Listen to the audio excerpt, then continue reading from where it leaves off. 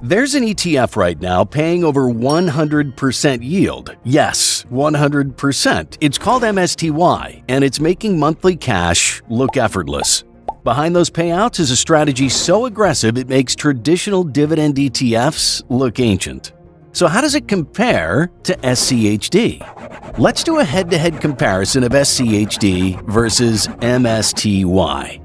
In this video, I'll break down exactly how SCHD and MSTY work, what they hold, how they make money, and what kind of ride you're signing up for. We'll look at income, growth, risk, and run full 30-year projections on what a $100,000 investment could become. And in the end, I'll show you and John how a portfolio of these ETFs can turn a $100,000 investment into a $7 million portfolio that pays over $70,000 in monthly dividend income. Let's start with the basics. What exactly are SCHD and MSTY? First up, SCHD. This ETF has been around since 2011. It's issued by Schwab, carries a super low expense ratio of just 0.06%, and it's a go-to choice for long-term investors who want a mix of growth and income without overthinking it. SCHD tracks the Dow Jones U.S. Dividend 100 Index, which focuses on large-cap U.S. companies with a strong history of paying consistent dividends. But it's not just about dividend history. It screens for financial strength, return on equity, and free cash flow. Basically, it looks deep into the metrics and only picks companies that are both profitable and reliable. Now, MSTY, Yield Max MSTR Option Income Strategy ETF, and this one is different. MSTY launched in early 2024, and it's built around a completely different idea: generate as much monthly income as possible, even if that means giving up long-term growth. It doesn't own dividend stocks. In fact, it doesn't even own stocks. Instead, it uses a strategy based on MicroStrategy, MSTR, a company famous for holding a massive amount of Bitcoin. Here's how it works. MSTY creates a synthetic exposure to MSTR using options. Basically, it uses a combo of buying calls and selling puts to mimic owning the stock without actually holding it. Then it sells covered calls on that position to generate income. That income, paid monthly, is where you get those eye-popping yields, sometimes over 100% annually. But it comes with a catch. MSTY gives up most of the upside if MSTR surges, and it takes on full hits when the stock drops. More on that later. Most of the distributions are classified as return of capital, not earnings, so you're often just getting your money back in pieces. Now that we know what SCHD and MSTY are trying to do, let's zoom in on what's actually inside them, because their holdings tell two very different stories. Starting with SCHD. This ETF holds 103 companies across a well-balanced mix of sectors. It isn't chasing the latest trends, it's sticking with businesses that have long proven track records. The top three sectors are energy at 19.2%, consumer defensive at 19%, and healthcare at 15.8%. That means this fund leans heavily into companies that sell essential goods and services, gas, groceries, and medicine, stuff people keep buying whether the market is up or down. Now, look at the top 10 holdings, and it's like reading a who's who of reliable corporate America. Texas Instruments, PepsiCo, Chevron, ConocoPhillips, Amgen, Cisco Systems, Merck, Altria, Bristol-Myers Squibb, and AbbVie. These 10 names make up about 40% of the entire portfolio, meaning they're important, but the ETF doesn't live or die by any one stock. This kind of setup is what makes SCHD feel like a financial team sport. No single player carries all the weight. It's diversified, disciplined, and intentionally designed for long-term reliability. If the market takes a hit, SCHD has enough balance to take the punch and keep moving forward. Now, on to MSTY.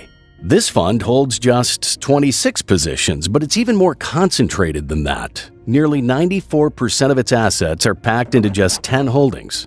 But unlike SCHD, MSTY isn't filled with dividend-paying blue chips. Instead, it's built around short-term U.S. Treasuries and a tight cluster of options contracts tied to MicroStrategy, MSTR, a stock that moves almost in sync with Bitcoin. So what does that really mean? The treasuries act as collateral and help stabilize the fund, but the real engine is the options.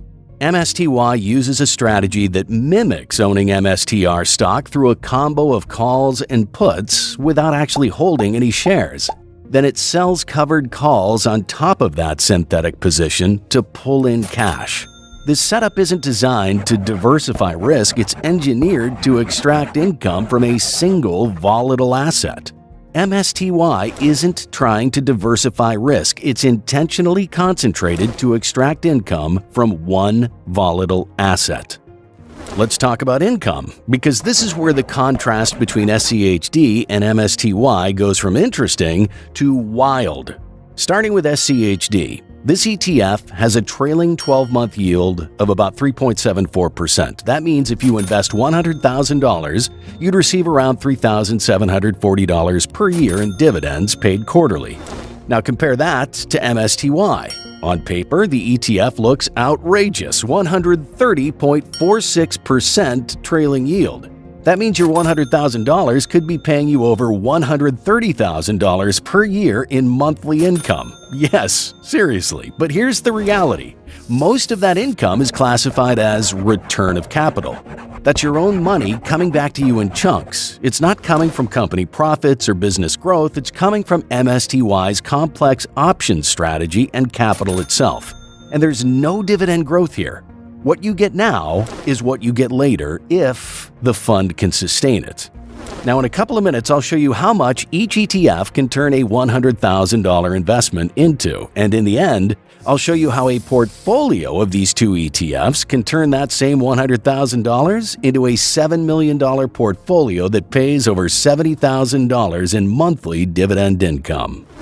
Let's shift the focus from income to overall performance, because the real question is how much wealth can these ETFs build over time? Starting with SCHD, over the past decade, it's quietly crushed expectations.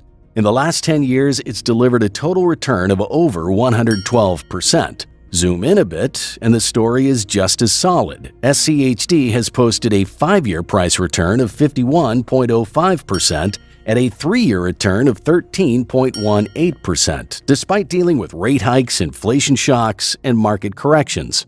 Even in the past year, it's slightly positive, up around 1.5%, while many income funds struggled.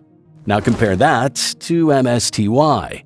The fund is brand new, launched in early 2024, so we don't have a long track record, but the short-term performance? It's rough. As of now, MSTY is down over 30% in just 1 year. In the last 6 months alone, it dropped nearly 28%. Even though it's been distributing monster monthly income, the share price itself is in decline. This is classic NAV erosion. When a fund pays out more cash than it brings in, it starts slowly selling itself off just to keep the payouts going. Put simply, you're not getting income, but it's coming from your original investment, not from new growth. And here's the problem. During this period, MicroStrategy stock actually rose, Bitcoin bounced, crypto sentiment improved. So why didn't MSTY ride that wave? Well, it all comes down to strategy, and these two couldn't be more different. MSTY's covered call strategy caps the upside. It sells the potential to earn more in exchange for collecting short-term income. So when MicroStrategy soars, MSTY only captures a slice of that gain.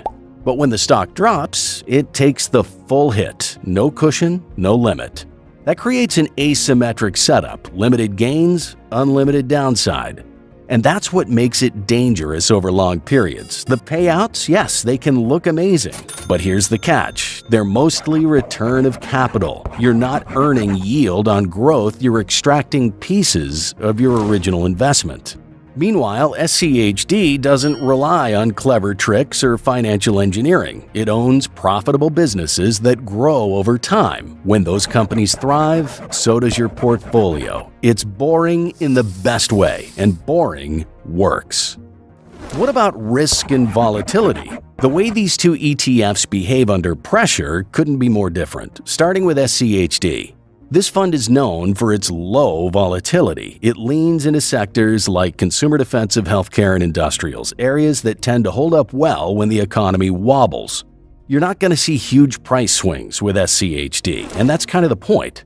It's designed for peace of mind. Even in rocky markets, it tends to dip less and recover faster. For long-term investors, this kind of stability is worth its weight in gold. Now, MSTY? Let's just say, buckle up. MSTY is tied to MicroStrategy, which is essentially a leveraged bet on Bitcoin. When Bitcoin moves, MSTR moves even more, and when MSTR moves, MSTY moves, with limited upside and full downside exposure. That's a dangerous combo. It's like riding a roller coaster where you can't enjoy the highs, but you feel every drop. And here's another layer. MSTY's income is tied to volatility. When markets calm down, the options premiums it relies on start to shrink. That means less income even when the market isn't falling. So you're not only exposed to price swings, but also a drop in cash flow during quiet periods. There's also the emotional risk. Watching your ETF drop 30% in 6 months while still getting paid might sound okay on paper, but in real life, it's nerve-wracking, especially if you're relying on that income in retirement.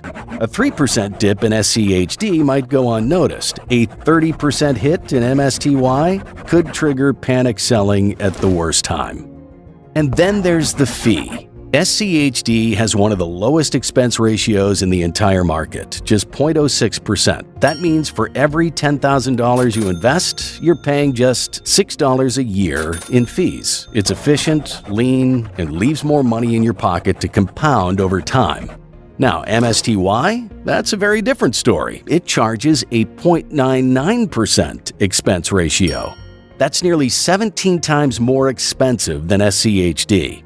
On a $100,000 investment, you're paying $99 a year just in fees. And remember, that's before you factor in any erosion from NAV decay or return of capital. To be fair, MSTY's strategy is complex. It's actively managed. The fund team is writing options, managing synthetic positions, and adjusting month to month. That takes far more hands-on effort than SCHD's passive rules-based structure. So the higher fee isn't surprising, but it still matters. Because here's the thing, when you're already fighting NAV erosion, income instability, and capped upside, adding a 1% annual drag on performance stacks the odds even further against long-term growth. Let's put all the theory aside and talk about what really matters. If you or John invested $100,000 into SCHD or MSTY today, what would that actually look like in 30 years? Let's start with SCHD. It has a 7.99% average annual price appreciation, a 3.74% dividend yield, and a dividend growth rate of 10.77%. Here's what happens when you invest $100,000 in SCHD. After year 1, that initial investment will grow to $111,730. After 10 years, it'll be valued at around $317,130. 2 decades in, you'd be sitting on $1,132,316. And if you stay invested for the full 30 years, you're looking at a portfolio value of $4,715,373. That number breaks down into $2.45 million in capital appreciation and $2.16 million in dividends that you've reinvested along the way. And by year 30, your annual dividend income would be $335,936, or roughly $28,000 per month. Now on to MSTY. Same $100,000 investment, but a completely different approach. For our projection, we assumed a flat 15% annual return, coming entirely from monthly dividend payouts with every dollar reinvested. Why 15%? Well, MSTY's current yield is sky high, over 100% annually on paper, but as we've seen, much of that income is classified as return of capital, and its share price has dropped over 30% in the past year alone. That's not sustainable. When you factor in volatility, option premium decay, and long-term NAV erosion, it's clear the fund can't maintain triple-digit yields forever. So 15% is a balanced middle ground. It reflects the fund's short-term income-generating power while acknowledging the structural drag of high distributions and a flat price chart. No fantasy compounding, no optimistic dividend growth, just consistent reinvestment of cash flow at a level that feels aggressive but grounded in how the strategy actually works. Based on this rate, by year 1, MSTY will grow to $115,000. In 10 years, it'll be valued at $404,556. After 20 years, it'll be at $1,636,654. And at the 30-year mark, the portfolio hits $6,621,177. And around that mark, it'll be paying you $863,632 annually. That's over $71,969 per month. So on paper, MSTY is the winner. No contest. It turns $100,000 into over $6.6 million and pays nearly $72,000 per month in income by year 30. That's more than most people make in a year. But would I personally invest in it? No, and here's why. MSTY isn't generating wealth, it's extracting it. The income feels amazing, but it's not coming from business profits or compounding growth. It's coming from a high-risk option strategy wrapped around a single volatile stock, and most of it is return of capital. The fund is slowly selling itself off to make those payments. There's no reinvested momentum, no underlying strength, just engineered cash flow and declining NAV. And honestly, who can be sure it'll even be around for 30 years?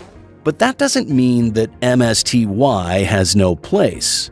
Personally, I wouldn't make it my core holding, but in the right portfolio mix, it could be a powerful income booster. Combine MSTY's monthly payouts with SCHD's long-term compounding power, and you might end up with the best of both worlds: consistent growth and real cash flow. Here's what that portfolio would look like with a 50-50 split. When combining both, the portfolio will have an average dividend yield of 9.37%, combined dividend growth of 5.39%, and an average share price appreciation of 4%.